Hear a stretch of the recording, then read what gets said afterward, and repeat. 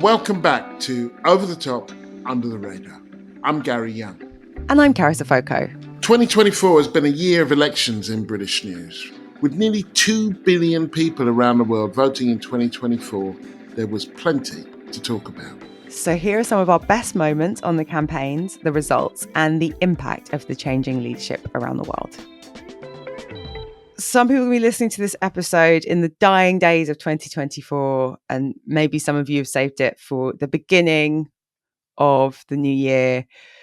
Gary, we're not live. We've pre-recorded this so that the whole over-under team can have some pajama time. What are you going to be doing for New Year's? Are you going to stay up? Are you going to be out raving? Fireworks? Like, what's the vibe? What's the energy? There won't be fireworks. I might, if my kids want to stay up, then I'll stay up because that's the one time a year that they can, and it would seem rude not to. Bearing in mind that I started really celebrating New Year when I was in Scotland, it's a big thing there. And at the time, you could go to the Tron, which is, on the kind of Royal Mile, and it was still manageable and it was great. And it took me a while to realise when I wasn't in Scotland, just go to bed. Basically, if you're not in Scotland, if you're not partying with Scottish people, it's not worth it. I have these memories of kind of traipsing around London looking for a party held by someone I didn't really know with people I didn't really like. Just kind of like trying to make New Year's work and then realised you don't need this. Yeah, I think because it's a day that you're told to have fun, I think that sets things up badly. I think it's better to have low expectations. And then if someone comes through with a party or something, great. Or you could just watch, I don't know, is Hootenanny still going? Watch some stories, stay warm. Increasingly, I think I did go to a party last year, but increasingly, I think I'm going to be team sofa, I've worked something out as well for the new year, which is, because I was a big one for New Year's resolutions. Thing is, a year is a really long time. So now I don't do New Year's resolutions. I just do them quarterly, which I know that sounds really corporate, but like I can see really to the end of 3 months. And so if something's not working, I can stop it after 3 months. And if I end up not doing it after the first 3 weeks, I can always start again in the next 3 months. And so what would usually happen is I'd be like, right, I'm going to the gym 3 times a week. I'm going to this. And then it would get to like third week in January and I'd stop going. I'd be like, oh, well, that's it for the year. Are you a dry January guy? No, do you do that? No, because it's my birthday. My birthday I get annoyed. Is in January and and I wouldn't anyway, but no. Are you? Both of our birthdays in January. Yeah. If anyone wants to send us a present, You've got a few weeks. Do you do dry January? You do?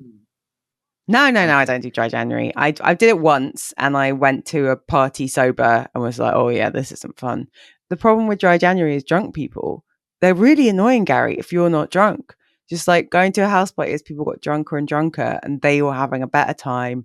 And I was like, this is pretty dry. It was too stark, Gary. But also because it's my birthday and I just think it's a bad time to deprive yourself, My best ever New Year's resolution was to eat pizza every week. Made me happy. Had a great time. Smashed it. I mean, you got to commit to these things. I used to have, and it became a bit of a fixture in my cohort's calendar. My best friend, Ben, his birthday is the day before mine. He's 1 day older than me, which he says accounts for his relative maturity. I'm not so sure. He used to be a DJ. We used to have a party sometime around the beginning of January. And it was before dry January really took off. And it was great because we would pay for the venue and it was far enough away from people's New Year's resolutions that they forgot that they weren't supposed to drink. Everybody was broke. And so here was this party. All you had to pay for was the beer. Okay. So yeah, whether you're getting ready to stay up or hungover, listening to a podcast and plotting your New Year's resolution. Hello. Gary and I will be on our sofas. And we will be back with our regular programming next week. But this week, we've got some highlights from the year. We hope you enjoy them and we hope that you've managed to have a break and enjoy some time off. I want to talk about turnout and legitimacy. Now, I know from having been a journalist for 26 years, journalists go somewhere and generally speaking, look out for it when you're looking at the coverage. They'll go with a proposition. Let's say they go to Dover and they want to talk about the boats. They'll meet someone who supports the boats, stopping the boats. They'll meet someone who's against it and they'll meet someone who's trying to make up their mind. Maybe 2 of each. They never meet anyone who's not going to vote. They very rarely meet people who don't care because they've paid the price of the ticket. People will bloody care whether they want to or not. And that turnout in this country has, between the Second World War and 1997, it never went below 70%. Since 1997, it's never gone above 70%. So I would call it a crisis. It's a serious crisis in legitimacy. And I think that the turnout is going to fall even further this year because of insufficient interest and because of insufficient aspiration in our political class. But also what's happened, the votes cast for the two main parties in this terrible first past the post system has also collapsed.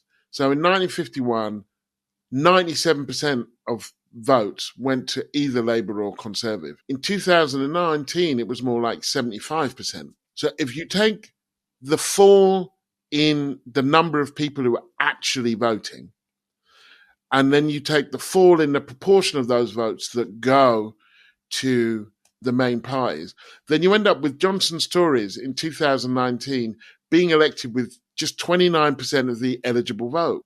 Winston Churchill lost in 1950 with 38% of the eligible vote. So you get a decreased, which I think is partly what happened with Brexit. So we talk about Boris Johnson's Tories having a mandate, and I do kind of go back to the Gil Scott-Heron thing. First thing I want to say is mandate my ass. Like, it's 29% of the eligible voters is actually what he got. Now, that's the game. That's the game. So you can't kind of then say, oh, I want a new game. I want a different game. That is what we're up against. But it should inform the way that we talk about it. But I don't think we are going to talk much about turnout and about legitimacy and about the Green vote. We probably will talk a lot about reform. Oh, we're going to hear so much about reform, Gary. I didn't know turnout had fallen that low. I think one thing we could do is talk about turnout. A cynic would also say that there's one party who are interested in a lower turnout, who brought in voter ID rules when there isn't much electoral fraud, and who called a general election to coincide with a huge football tournament, talking about turnout and low turnout and the fact that the Tories are absolutely fine with low turnout is something that we need to hear more about. And also, you're right that I hadn't. So it's a cute formula of a journalist on tour. So it's interesting, Gary, you've been a journalist for decades. Obviously, you're now a professor, but you're not a lobby journalist. And for those who aren't media obsessives, there's a group of journalists who are the Westminster lobby. They all sit together in Parliament and they are the official political correspondents, and you probably know lots of their names, and many of them do podcasts. But Gary, you write about politics. You were a journalist, and I believe you were once on Tony Blair's battle bus. I was. The 2001 election, and I'd love to have been a fly on the wall at The Guardian to think, yeah, we'll send Gary on that. Yeah, that would be good. There were three main things that were really weird about it. The first was that you were herded around from place to place. So actually, you saw less than anybody else. You would be in a bus. They always wanted to make sure that you were well fed. But that was not just food. It was also kind of just propaganda nonsense. So that you would be, we're going to Wimbledon to talk to women. Women are important to Labour, and Tony Blair loves women. You'd be spoon-fed this stuff, which was kind of incredibly boring. And they had you, so you would be kind of ushered in afterwards, after Blair had gone in or just before. You were their captives. And that was weird, to be a journalist and be in that situation. So now I have an image of you being held captive by Alistair Campbell feeding you sandwiches and whispering sweet nothings into your ear. Yes. Come on, Gary. It's time to disembark.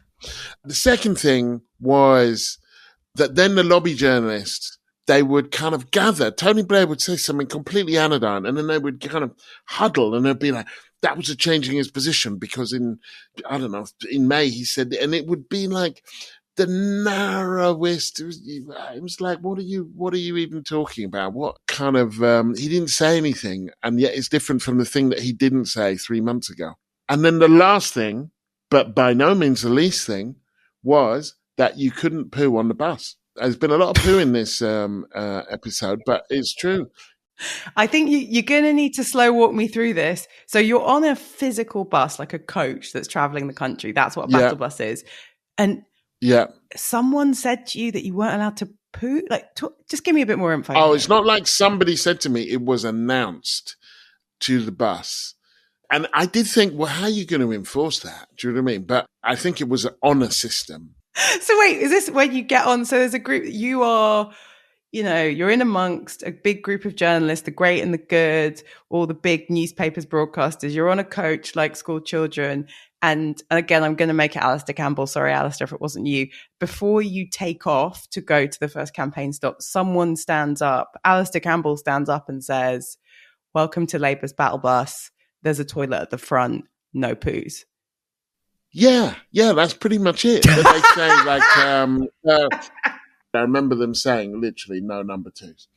And they said number two. Which I then get me a line that this is the most anal campaign ever. Did you drop a deuce? Did you do a protest poo? And then blame it on someone from the Telegraph? That would have been a protest too far, even for me. My under the radar is South Africa. Their elections are coming up. It's an issue in a place that's very close to my heart because South Africa is where I got my big break in 94, covering the first elections, the Mandela elections. I was young then.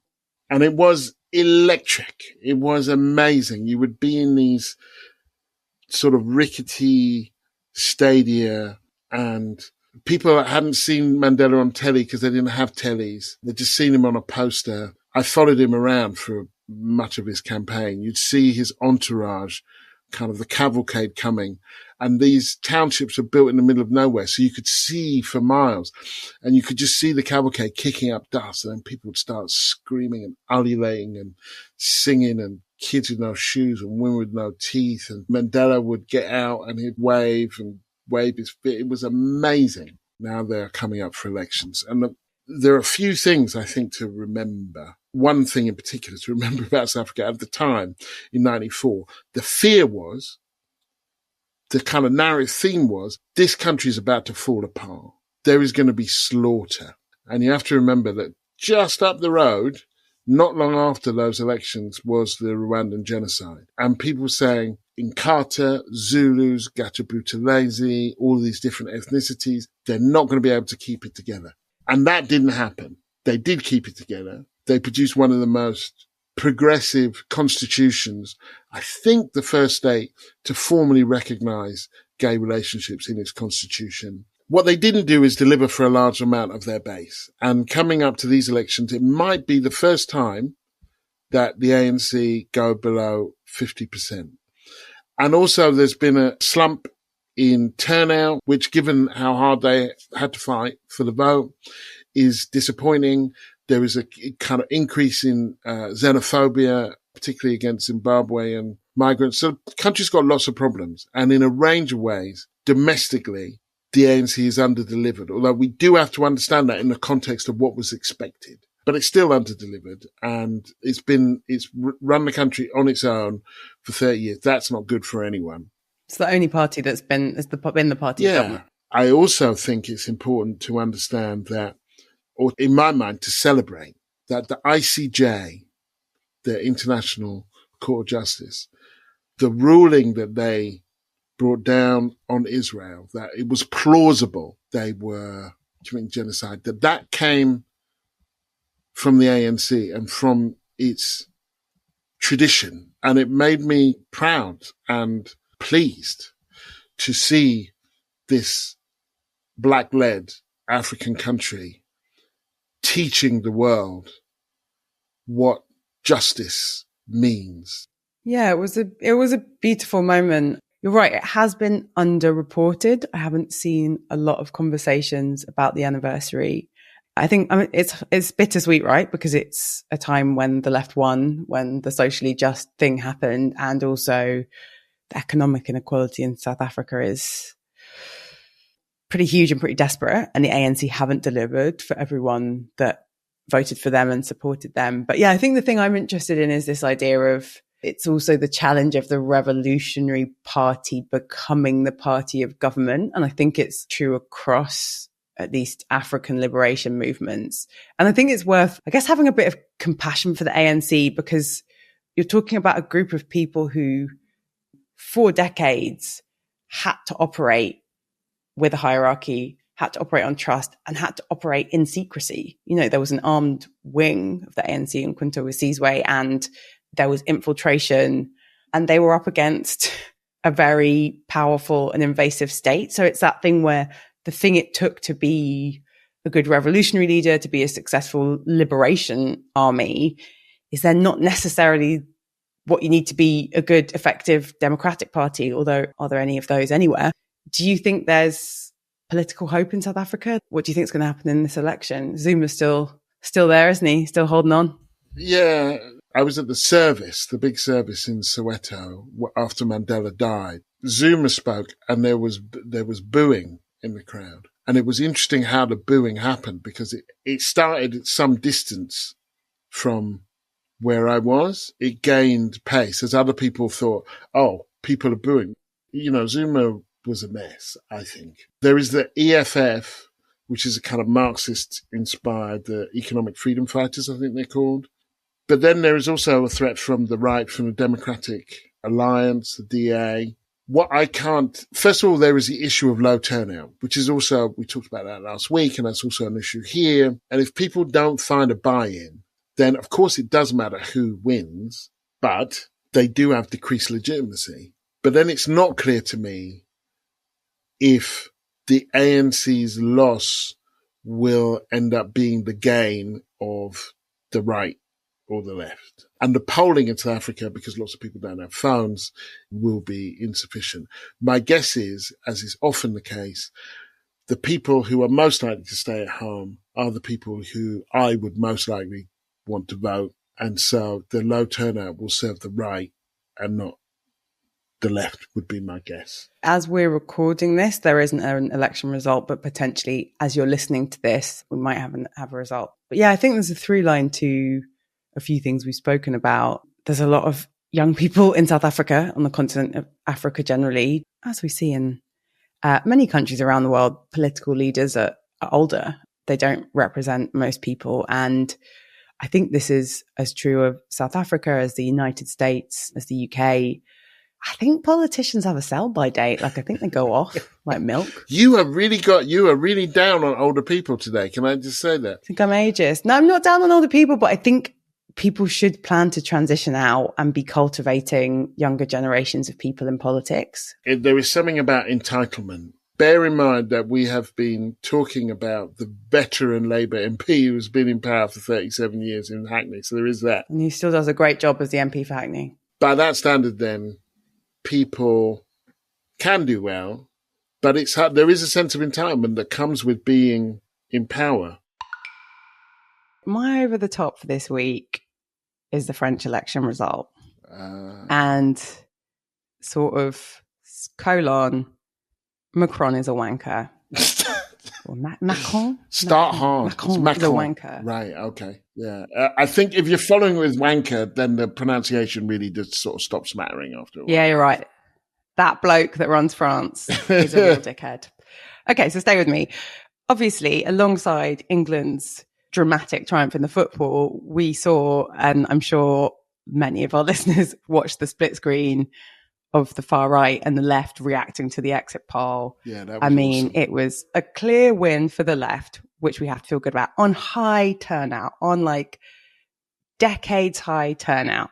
And when the votes were still sort of piling in and the news channels were like, it's a record turnout, there was the part of my brain that was like, oh Lord, the French fascists have turned out on record numbers. So it was wonderful.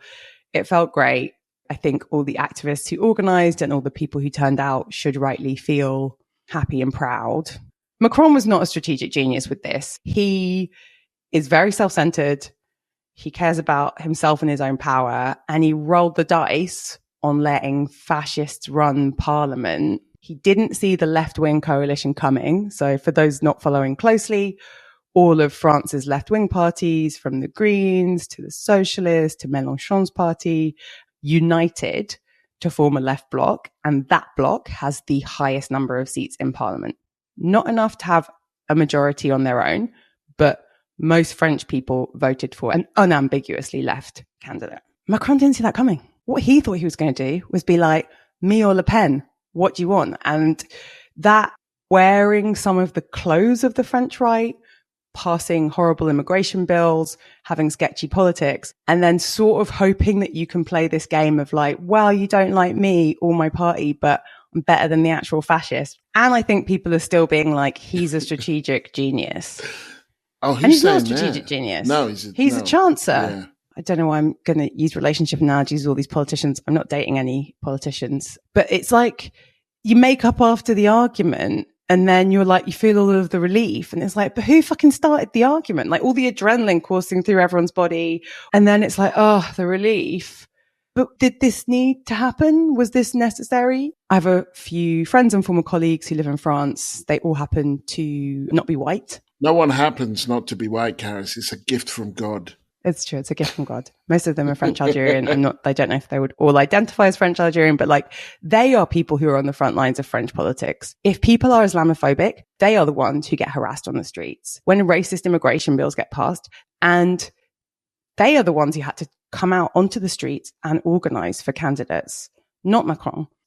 It remains to be seen what this victory for the left will mean in parliamentary terms. And I have a sneaking feeling that Mélenchon, who's the kind of, it's obviously reductive to do this, but I'm going to do it because my friend who is French did it too, who's sort of a French Corbyn, is going to get peeled off from that coalition. Most mainstream coverage is already like the controversial Mélenchon. One of my friends that I spoke to about this, he was like, he's pretty much the only politician that challenges Islamophobia and racism and talks about the French state as like producing and manufacturing it to divide working class white and working class people of color. And that was not always Mélenchon's politics. He's been on a journey, as they say. So if he and his party get peeled away and the socialist or the Greens lumped together with Macron, then is it a victory or are the left just propping up this centrist dickhead? There's also the people that Macron surrounds himself with, his spin doctors and advisors, but also there's this group apparently who were quite instrumental in the surprise election of people who have these like semi-official roles. So there's a guy called Bruno Roger Petit, Thierry Solène. There's, I think he doesn't have a job anymore, but the kind of former News Corp lobbyist, Frédéric Michel. And a lot of these people have ties to the far right or to highly problematic French business interests in African countries. There was a recent, like in the last couple of days, revelation that one of these men was having dinner parties with Le Pen and people from National Rally. There's a lot of digging into and kind of poking at Mélenchon on the left and calling them controversial. But I actually think Macron is quite controversial. My takeaway from the French elections was, why couldn't we do that? Why couldn't we imagine if there had been, I mean, one of the reasons is we don't have PR and we don't have 2 rounds of voting. And that would have made a big difference. I would love for the strand of politics that represented the Greens, the Independents, to say, okay, election, we're different. We've got different politics, different red lines, but in this area, you stand. And we'll support you. And that had there been one left candidate, and I'm talking left in just left of Labour, there's a whole load of space there, those results would have felt different. We are hampered by the first past the post, but we are also hampered, I think, by a kind of sectarian politics. So I'm hoping that in the politics in between the elections, there is more of a sort of pooling of the energy. I think I'll give you my under the radar, and it is the election results in, I'm going to say it wrong, Thuringia, a region in East Germany, where the Alternative for Deutschland, the AfD, the far-right party, the Nazi party, won 33% of the vote this week. It got some coverage. Obviously, it's not an election result here, but I think that under the radar for me is with results like this, and the riots over the summer, I guess it's the rise of the far right and of white nationalism. And Under the radar stories are stories we think have been underreported or reported in the wrong way. And I feel very passionately that what's happening right now isn't being dealt with well by the mainstream media. We get these moments like riots or protests or election results. And there's again this kind of shock horror and a deep dive into the most visible parts. So like with the AFD result, Bjorn Hock is the leader of the AFD in that region and is a truly charming individual. This is someone who's been fined multiple times for using Nazi slogans, something that is not legal in Germany, and kind of does this like, oh, well, I didn't know it was a Nazi slogan. But he's also, since his initial fine, has like done a call and response. This is someone who a journalist once sat down and interviewed and was like, guess the quote, is it your book or Mein Kampf? And he himself could not tell. And I believe it is legal in Germany and generally to call him a Nazi because of his politics.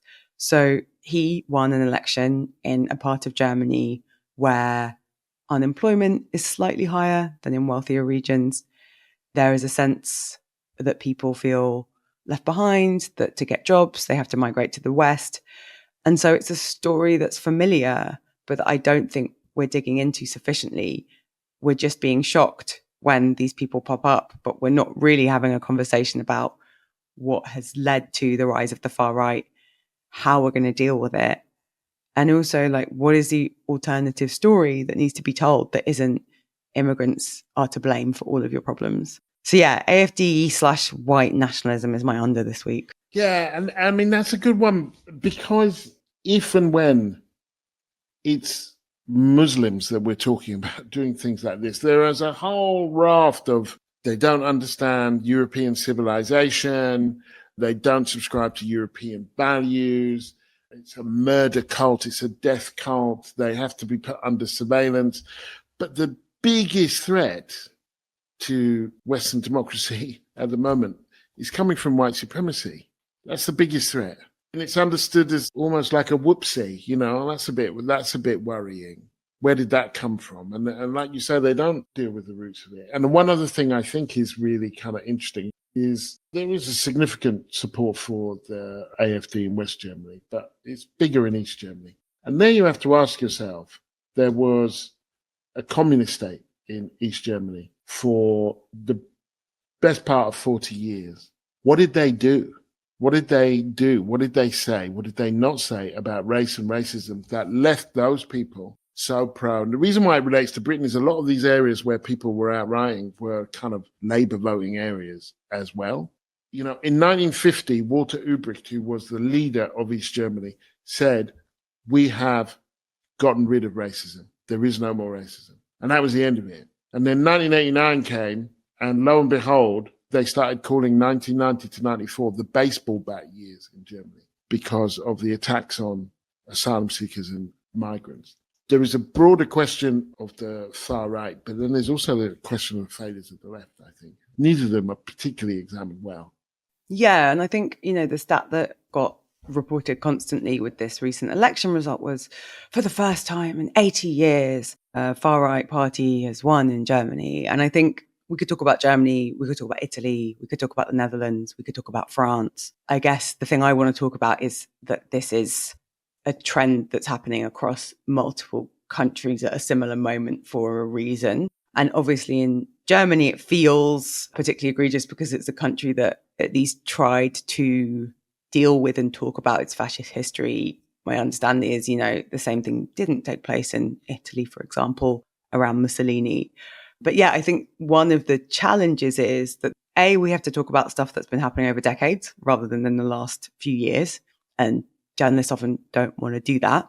And then I think B, there's this manufacturing of some of this stuff by the state and elites. Like Samuel Huntington, who's an American international relations academic expert, published an article which became a book called The Clash of Civilizations in the wake of the fall of the Berlin Wall. So I think maybe the article's the 80s or early 90s, where he, an elite thinker, very explicitly says, we've defeated communism. The next fight is going to be with Islam. This Islamophobia, which fuels a lot of these far-right movements, is something that was constituted and manufactured, not just by people on Telegram or TikTok. Yes, these groups are mobilizing online. Yes, Telegram is scary, but really the full conversation talks about the ways in which elites and the center in a lot of these countries, if not reinforcing anti-migrant sentiment, certainly not challenging it. And in some instances, manufacturing it. So yeah, it feels like there are a lot of chickens coming home to roost. And as well as having the real conversation about why this exists, we also pretty urgently need to talk about how to fight it and how to stop it. And that was a beautiful thing about the Walthamstow mobilization in response to the riots in the UK, that people turned out in numbers to say, no, you don't represent us. These aren't your streets. My understanding, others will have followed it a bit more closely, was that the police were hesitant or reluctant to encourage people to come out on the streets. But in the end, even the Met Police's statements, not the government's, but the Met Police named the community response as part of what dealt with the riots. And that is what we, and I'm going to speak for over under listeners, but maybe not, maybe some of you are far right, feels unlikely. We need to be organizing, because the police can't fix this, the government can't fix this. These are our communities and we need community responses. And I hope people learned that lesson from Walthamstow. I didn't get to go, but people I know said it felt good to be there. It felt important. It felt powerful. Obviously also lots of milling around, but that's just protests. We are the ones that stopped this unrest by reminding them that they don't have the numbers. Yeah, in the words of June Jordan, the African-American essayist, we are the ones that we've been waiting for. I feel like there are things the government could do. And one of the things the government could do is not encourage the rhetoric. That the government has done this thing of kind of sending the bigots to jail, the ones that they caught, but potentially embracing the bigotry and putting it into legislation. It worries me beyond this immediate conversation that kind of, we have this Labour government that while those things were carrying on and while the embers were burning down, we had the winter fuel payment is not going to be made, that all of the things that assist community cohesion are either not being done or they're being delayed. The notion that some elements of society have that nobody's speaking up for us, we're going to take it on ourselves and we choose these people as the victims, becomes much more attractive. And I think that's a parallel with Germany, where they have this like traffic light coalition who are in this, similar, like sort of centrist impasse because there's so many parties and they can't get stuff done. And it feels like we've got this centrist Labour government that really isn't putting out a socialist agenda or talking about community cohesion. I think the thing that also not shocked me, but freaked me out a bit after the Southport killings, which were nominally the thing that sparked this, but the speed with which the protests were happening, like this was like a pre-baked thing that was ready to go. And it was a perfect storm of like the main drivers and catalysts of modern fascism, because it's like, little rumor, it was a Muslim that did it. Boom. Everyone just happens to know where all the hotels are that refugees are being held. So yeah, that sense of there's this organized thing, and that if the only state response is you're thugs, we're putting you in prison, we're not dealing with the sickness. It's absorbing some of the concerns, but then nominally being hard on the violent face, the explicitly violent face of the unrest. I'm thinking about Jack Straw saying he's not comfortable with a woman in burqa or niqab coming into his surgery. I'm thinking about Boris Johnson calling Muslim women letterboxes, or the weird comments by Jonathan Ashworth and Keir Starmer about people from Bangladesh coming to the UK in the election campaign. If we're not honest about the fact that there's like a sort of sanitized version of this that political elites produce, then we can't really deal with the unsanitized version and the quote unquote thugs. What are you doing to cheer yourself up? Well, I bought a beanie. I know. Didn't see that coming. No, and it's like I'm wearing a midlife crisis on my head. People. No, do you know what this is? And people who are listening, People are talking about the beanie. Do you know what? I actually clocked your beanie. Gary and I occasionally bump into each other in real life. Very magical, exciting times. And I saw the beanie and do you know what I actually thought? I thought you've gone full hipster now. It's quite a hipster beanie. See, one of the mums from school said that. She said, oat milk in a beanie, what happened to you? Oh my God. I know. You're drinking oat milk. Oh, he's gone full hipster. I love this for you. I love you getting into your hipster era, Okay. This is the vibe. I didn't see the conversation going this way, but I thought cheered me up, no end. I thought that'd be a nice hat for when it gets real cold. You need something that covers your ears, but that'd be a nice. I didn't expect that it would provoke the kind of conversations that it had, which are more or less like, "What the fuck is going on here? Who are you?" Put it on again. I want to see it. I want to see it properly. Okay, I'm going to take off the headphones. Vibe. Yeah, let's see it. It's chic. I've screenshotted it. I love it. I just think, do you know what? We needed something to cheer us up. Gary's gone hipster. There you go, guys. Gary's got a beanie. That's not the same thing. Hipster, like many things, is a spectrum. And you're now on it, Gary. You are now on it. I love this for you. I'm a bit of a hipster. Those who know me know. So I'm into it. What else can we get you doing that's hipster? I'm not talking. Grow a beard? I'm not talking about this no more. What are you up to? Yeah, I'm good. Still hauling myself out of various pie charts and exit polls from the American election. My social media addiction kicks into overgear at times like this. Also, I'm going to make a pedantic point, but it is an important one. All of the charts people are sharing, we do not yet have robust data about who voted in the recent presidential election. We have American exit polls. And for those of you listening in the UK, Americans do not have an equivalent of John Curtis. These exit polls are not like robust works of all the sophologists in the country locking themselves in a room, which is what happens in the UK, producing a relatively accurate prediction of the result. These are polls conducted by media organizations on election day, which is why you get a lot of other questions about what people think about America and the economy. Yeah, they are notoriously, it's not that they're notoriously inaccurate, they're just notoriously wayward. They will get some things right, they will get other things wrong, but they are kind of not in themselves unreliable. And the narratives that emerge immediately in the wake of an election are shaped by them. It is also for British people or people who are used to UK elections. We have this one big exit poll that is done by all the leading academics and has been done for like decades. And there's a methodology and, it's given to all media outlets, and John Curtis and all of his fellow nerds are locked in a room. Like, it's definitely worth, if you're seeing charts with like, this number of black men voted for Trump, like just try and find the source data, because it could have been a 1,000 person poll conducted online, and not to say none of this means anything, but I feel very deluged by very hot takes from a lot of people who predicted the election completely wrong about 48 hours ago, but are now entirely confident that they know what's going on. I won't name. There's a particularly notable one example who's another political podcaster. You're talking about Rory Stewart. You're talking about, I know. Yeah, I mean, he was, I know. I was going to subtweet him, but no, I mean, he just was 2 days ago. He was like, polls are wrong. Kamala Harris is going to win, which was a spicy take then, Gary. But I mean, you're more used to it because this has been your beat as a journalist for a long time. The quickness with which people who had a really strong take that was provably false are then able to give you a new take that you should definitely believe, I've just found really fascinating this year. I feel like it's a function of this period, which is that the commentariat is at whack with the electorate, and they cannot distinguish between what they want to happen and what they think will happen, and they can't distinguish between description and prediction.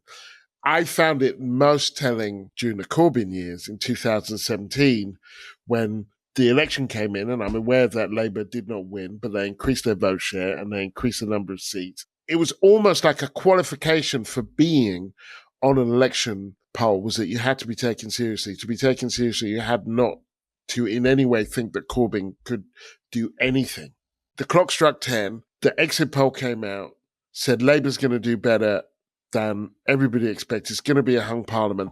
Now the anchor would say, I'm going to turn to you, who got everything wrong, to tell us what's going to happen next. And in every studio, it was the same. And they were like, I didn't see that coming. And it's like, No. And you know what? Your job is not to predict the future, but you didn't even describe the present. That's the problem. You were dismissive of everything and everybody.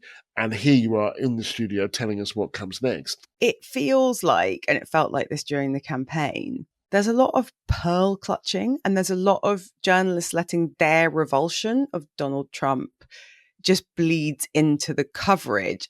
I don't know if it skews it, but as you say, it means that we don't always get accurate or the best news and analysis. And I thought a lot about the rally in Madison Square Garden, which when it happened, I was a bit like, Trump people gonna racist, kind of their thing. But we had days of like, this is it. Think how many Puerto Ricans there are in Pennsylvania. That's a game change.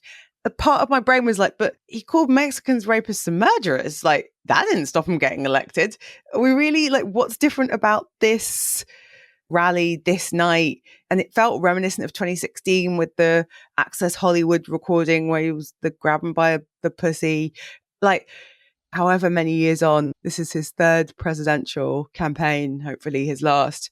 This sense of like finding him distasteful or shocking and being almost surprised by what he can get away with and what his followers can get away with.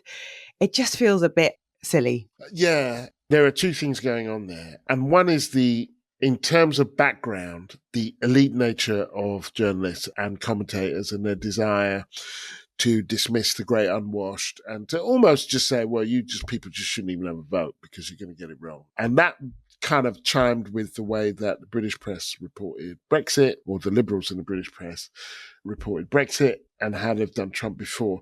I do think there is another thing, though, which is that if we take presidential elections as being a kind of narrative of let's just say a narrative in the past 30 years, the game has changed. And that in the past, a slight gaffe here or there could be turned into a major thing. And with Bill Clinton, the issue was quote unquote character. I remember covering the 2008 election and thinking that Obama had a chance at the point where there was a poll that showed that most white women would prefer to carpool with him than John McCain. And thinking, okay, well, that is kind of interesting because there was this notion of like... Snap, by the way, would not want to carpool with John McCain. There was this notion of who would you most like to have a drink with? And with Trump, that has changed. So all of these things which would have been disqualifying just are no longer, that game has changed. And the number of Trump voters that I spoke to 2016 through to 2020 who would say, I don't like him, but he'll get the job done. You know, one woman said, I'd prefer an arsehole doctor who cured my cancer than a really nice doctor who didn't.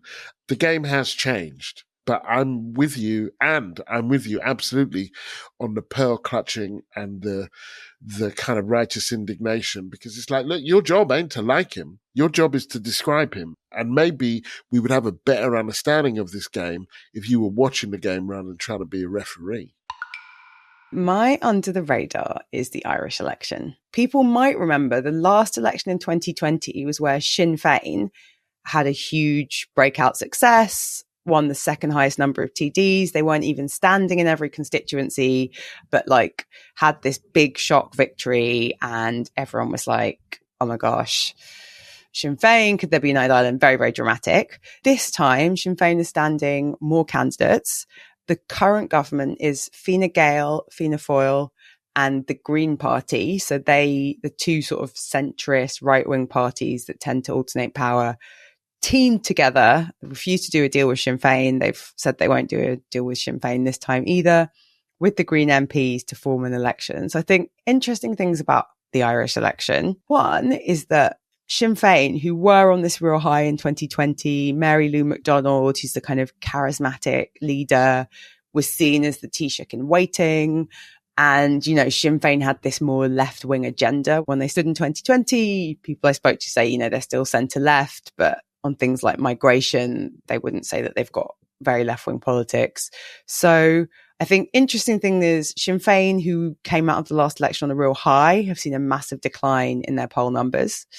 The current Taoiseach had a bit of a Gordon Brown, Gillian Duffy moment where he had a sort of confrontation with a care worker who said afterwards that she was sort of in floods of tears. And then the other thing, which is very different to our politics and to a lot of the politics we're seeing in like Western democracies, is there isn't a single party for the far right, anti-migrant, fascisty vote. There isn't like a Nigel Farage or Donald Trump. So what you see instead is lots of left-wing parties or parties of the left, Sinn Féin, depending on what you think. There's a Green Party, there's a Labour Party, there's a Social Democratic Party, there's a People Over Profit Party. And then on the right, there's this sort of national alliance. But what you tend to get is these independent candidates that represent the far right. And then, you've got like the National Party, Ireland First, Irish People. The reason I think that's interesting and relevant is that I think that so far that's meant the far right have been less powerful, but B, I think it has seen then far right sentiment creeping into other parties. So I don't know if people remember, but we're now on the anniversary of the Dublin riots, which were not dissimilar to the unrest we saw in August of this year. 3 young children were killed, and there was a huge swell in anti-immigrant sentiment and a lot of misinformation online about why the children had been killed and that basically immigrants and asylum seekers were to blame, and there were riots in Dublin. So, yeah, it's a big election. It's an important election. I think the riots and the way that immigration got pushed onto the agenda is like part of a broader trend that we're seeing in lots of places. And then one thing I think is different in Ireland that is really great is that housing is a huge, huge issue. That's not great. Huge issues with homelessness and like sky high rents. But all of the parties are competing on how many homes they're going to build. And all of them believe that social housing is part of the solution. That's my kind of potted summary of what's going on in Ireland. I'm sure those listening who live in Ireland, are Irish, might have other thoughts. Please write in and tell us. But yeah, I think it's a weird one to not be talking about, given the relationship we have with Ireland. And it's probably not likely because of coalition politics. But there is a world in which you could have the Irish Taoiseach, equivalent of Prime Minister, could be from Sinn Féin, and then we'd have a First Minister in Northern Ireland who was also from Sinn Féin, which would be historic. Don't think it's likely to happen, but it could happen. Yeah. I mean, it's generally interesting, I think, the way that Britain doesn't relate to Ireland. Do you know what I mean? Given how long the war went on, given that there's still 6 counties that Britain took and won't return, and that if there was a referendum, I assume that those 6 counties would vote to stay. I don't know. And they call it Ulster, but it's not Ulster because Ulster is 9 counties and Britain only kept the 6 counties that would have a pro-British majority in and so on. So the degree of I'm always intrigued by the degree of ignorance that there is towards Ireland, given the amount of violence, military control and resources that the country poured in over the years to actually control the place. It's kind of like, would you not want to know what you're stealing? Would you not want to know more about it?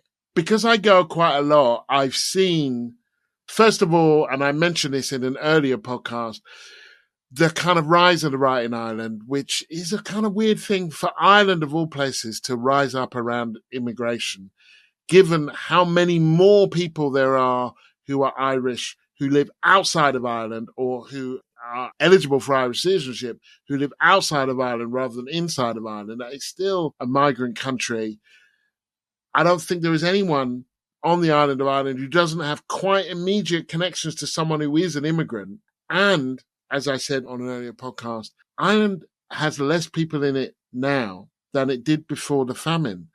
I don't think there was any other Western country that could say that there are still less people in it than there were in the kind of mid-19th century.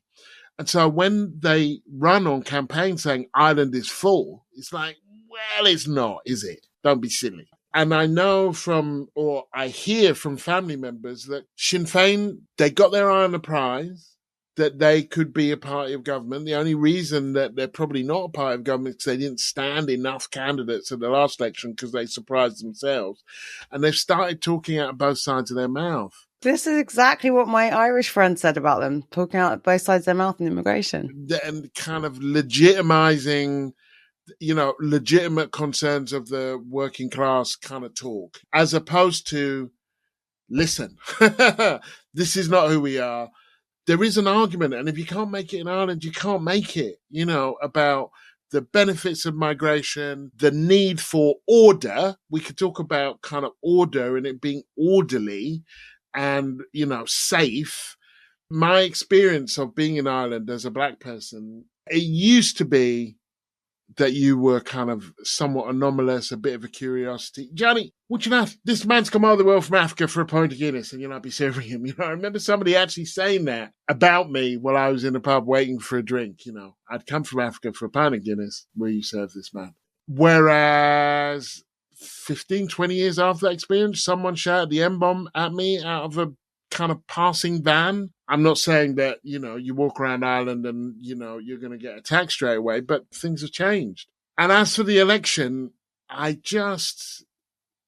hope that whatever cynicism there is about the main parties, that they don't vote for the worst parties. Irish politics are very interesting because an awful lot of it, when I ask local people there about, well, what's the difference between Fine Gael and Fianna Fáil? It all goes back to kind of 1921 or 1916. Together, they're like, there was that party in Mexico called the Party of Institutional Revolution. And that's how I think of them both, as being born out of this context that happened 100 years ago. And I think one is more for the farmers. The one is understood to be more for the rich, but, quite a lot of the farmers are rich. And they take up a lot of space between them. And then there are these Sinn Féin, which has always been there, but was never really particularly kind of strong in the South. And then, Labour and Green and so on. I don't know who to root for, but I'm rooting against the status quo in a good way. There is rooting against the status quo. You end up with Trump. Yeah. Well, I think that's the really interesting difference in Ireland, right? There isn't this one lightning rod party for disaffection, although we will see what happens with the quote unquote independents who tend to be far right. One of the people I spoke to prepare for this works for an organisation called Uplift, which is a sort of progressive campaign group in Ireland. And they did a really interesting paper about vacant and empty homes in Ireland, to your point about Ireland being full and just how much of the housing stock is derelict, holiday homes that no one's using. And I think the interesting thing is there are these similarities in our politics with Ireland, but also really stark differences. But one of the things that the person from Uplift said, she was like, the real work for activists begins once the programme for government is agreed, because unlike in the UK where, we had our vote, Keir Starmer won, huge majority, there's nothing for us to do, but he's sort of got a winner takes all mandate. Once the votes are counted and we know how many TDs everyone's got, it's then who can do what deal and what are they promising. I think it will be interesting to see who prevails and what prevails.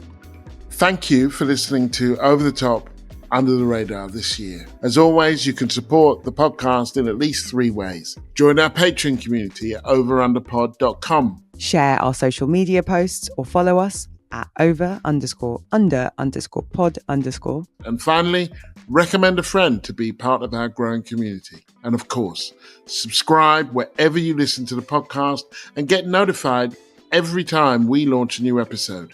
You've been listening to Over the Top, Under the Radar with me, Cara Sofoko, and Gary Young.